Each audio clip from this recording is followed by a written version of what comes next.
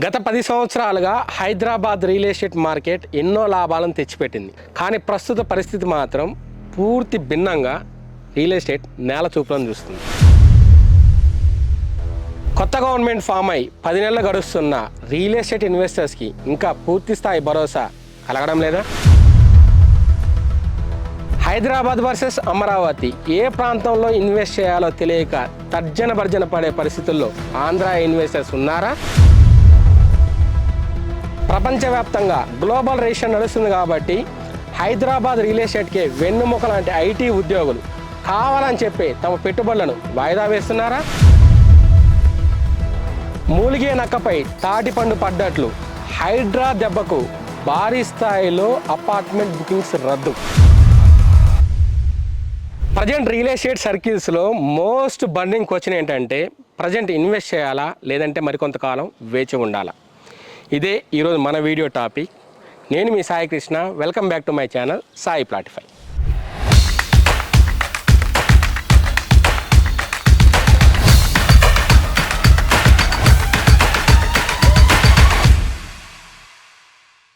Real estate market ఒక sensible market.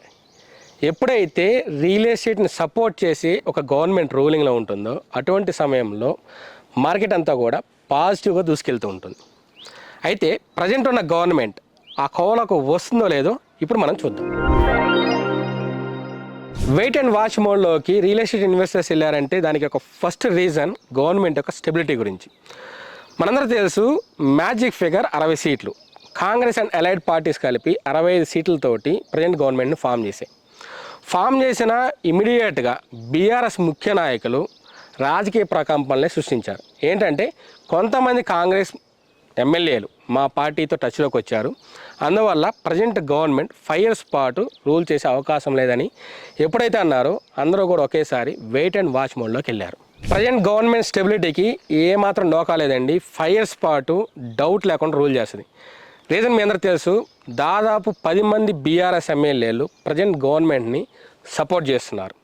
అందువల్ల magic figure కంటే అవసరమైన ఇంకొక 15 సీట్లు అదనంగానే ప్రజెంట్ రూలింగ్ గవర్నమెంట్కి ఉన్నాయి. సో 5 years పాటు ఎటువంటి డోకా లేకుండానే ఈ గవర్నమెంట్ రూల్ చేస్తుంది. గవర్నమెంట్కి ఇమీడియట్గా వచ్చిన బిగ్ ఛాలెంజ్ ఏంటంటే ఎంపీ ఎలక్షన్స్. దాదాపు 6 నెలల తర్వాత అంటే మేలో తెలంగాణలో ఎంపీ ఎలక్షన్స్ జరిగాయి.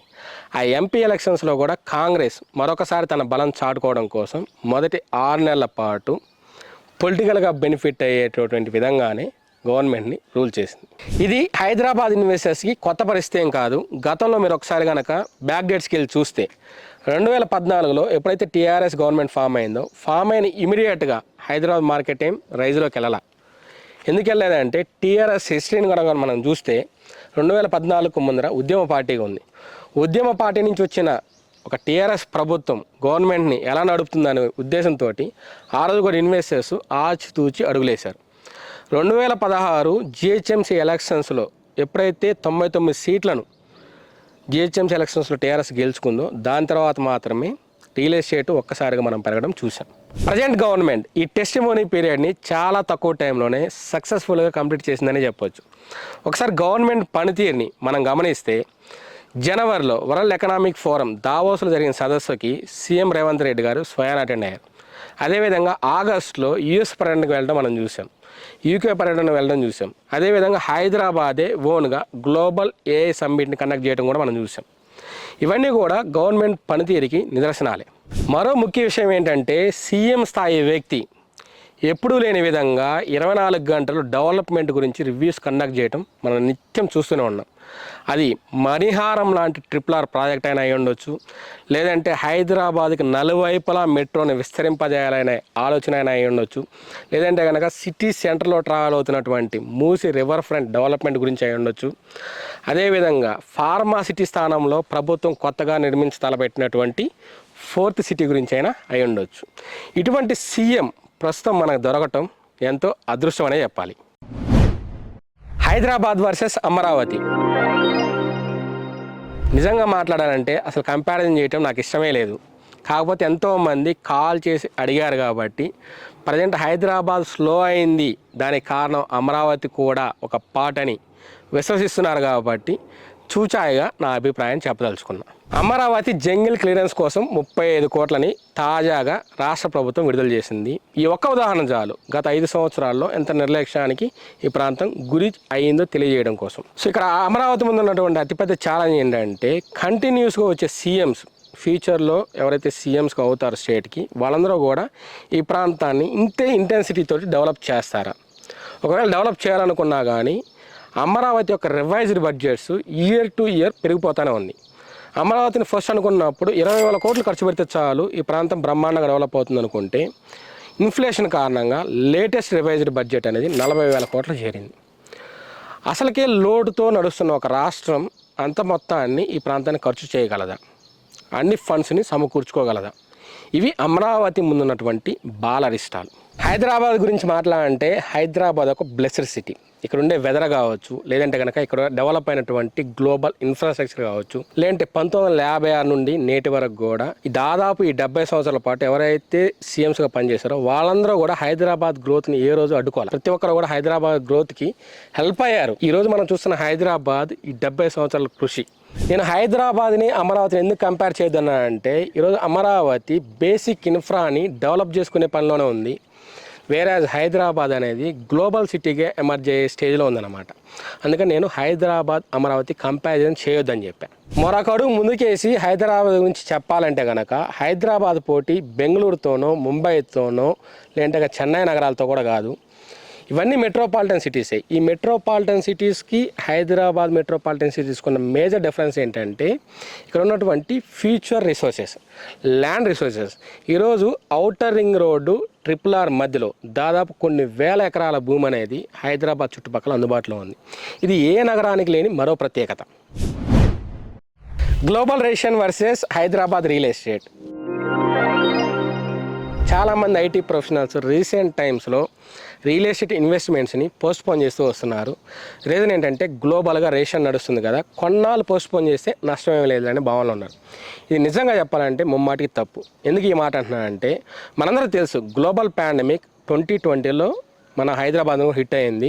COVID-19 టైంలో చాలామంది రియల్ ఎస్టేట్ ఇన్వెస్ట్మెంట్ చేయడానికి భయపడ్డారు. రీజన్ ఏంటంటే మనీ లేకపోతే అత్యవసర సమయాల్లో చాలా ఇబ్బందులు ఎదుర్కోవాల్సిన పరిస్థితులు రావచ్చు అని చెప్పి పోస్ట్పోన్ చేసుకుంటూ వచ్చారు. నిజానికి గ్లోబల్ పాండమిక్స్ టైంలోను గ్లోబల్ రెసిస్టెన్స్ టైంలోను మన గవర్నమెంట్స్ చాలా ముందు జాగ్రత్తగా వ్యవహరిస్తూ ఉంటాయి. దీని బెస్ట్ ఎగ్జాంపుల్ చెప్తాను. కరోనా టైంలో 6 months టైంలోనే హైదరాబాద్ మార్కెట్ ఎప్పుడు చూడంత హ్యూజ్ సక్సెస్ని చూసింది. రీజన్ ఏంటంటే పబ్లిక్లో మనీ సర్క్యులేషన్స్ని గవర్నమెంట్ పెంచాయి. మీ అందరికీ తెలుసు రెపో రేట్ అనే ఒకటి ఉంటుందన్నమాట. దీన్ని RBI డిసైడ్ చేస్తుంది. రెపో రేటు కోవిడ్ టైంలో దాదాపు 4% తీసుకొచ్చింది. అంత తక్కువ తీసుకురావడం వల్ల ప్రతి ఒక్కరికి కూడా లోన్ ఎలిజిబిలిటీస్ పెరిగినాయి. అలానే లోన్ మీద ఇచ్చినటువంటి రేట్ ఆఫ్ ఇంట్రెస్ట్ చాలా మినిమల్గా ఉండేది.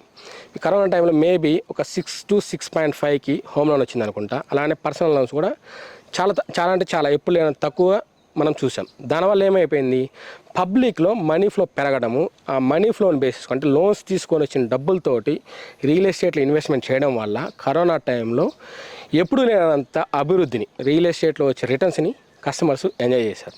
సో ప్రస్తుతం కూడా రెపో రేట్ చాలా ఎక్కువైతే ఏం లేదు, మోస్ట్లీ 6.5 మీద నడుస్తున్నట్లుంది.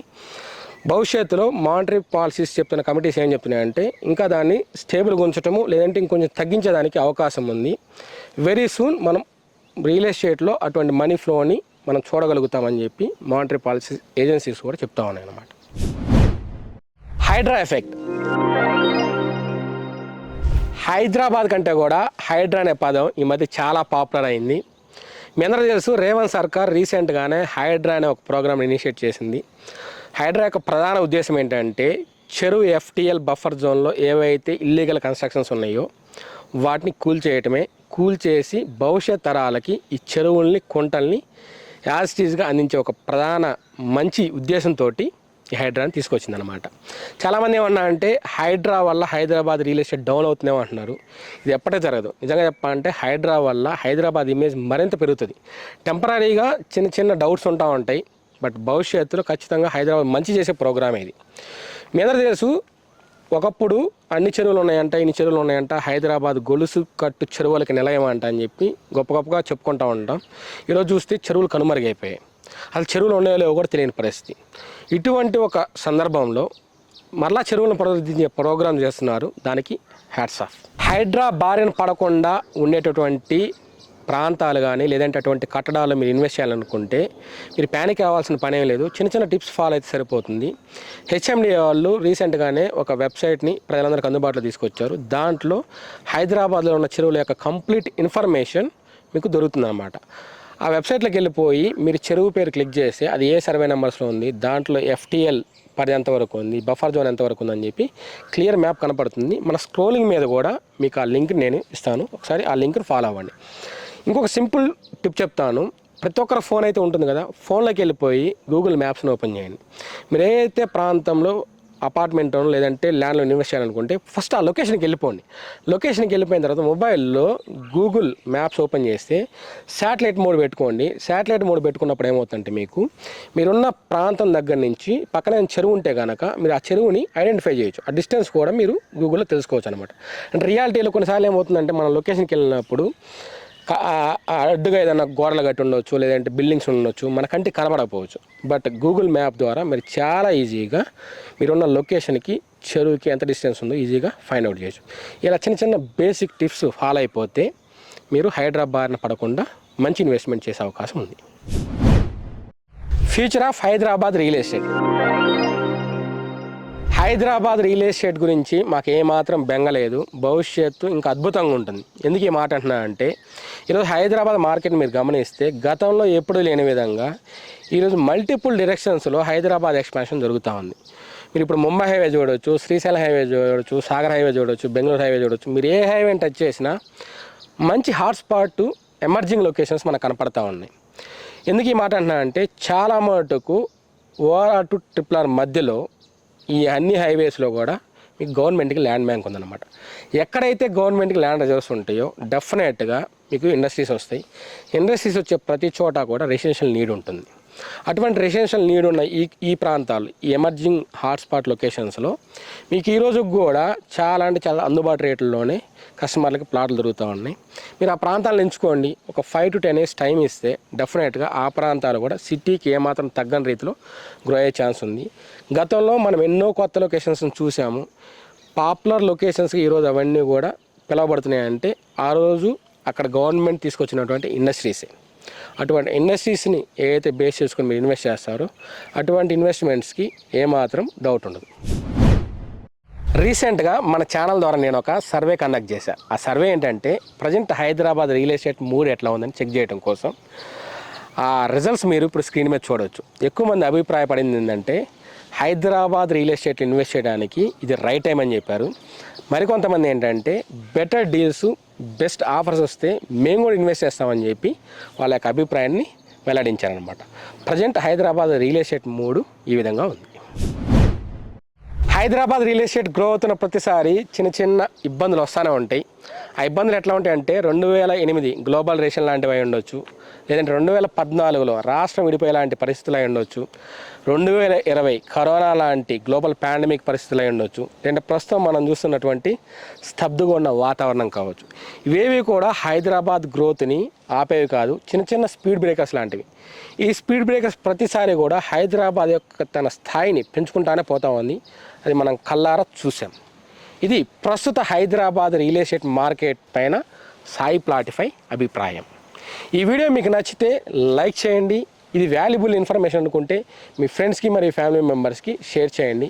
మరిన్ని ఇంట్రెస్టింగ్ వీడియోస్ కోసం మన ఛానల్ని సబ్స్క్రైబ్ చేయండి. నేను మీ సాయి కృష్ణ. మరొక మంచి వీడియోతో మరలా కలుద్దాం.